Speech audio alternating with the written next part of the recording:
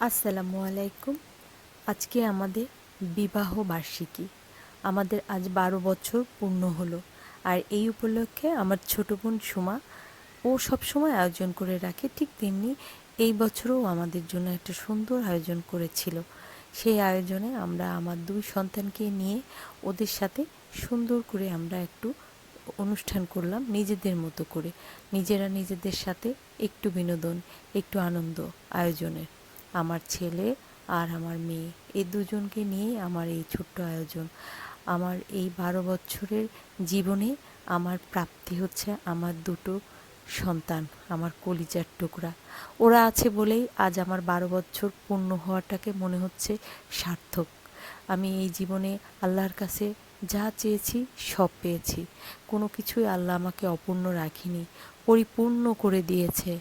আজ এই ১২ বছরে এসে আমার কাছে এটিই মনে হলো যেন আমি পরিপূর্ণ একজন নারী।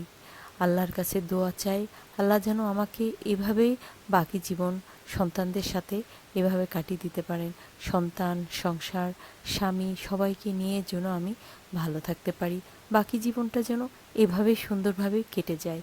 আমার ছোট বোন আমার পাশে থেকে সব সময় আমাকে এভাবে উৎসাহিত করে যাচ্ছে। ভাই বোন দুজনেই। সবার জন্য দোয়া থাকলো।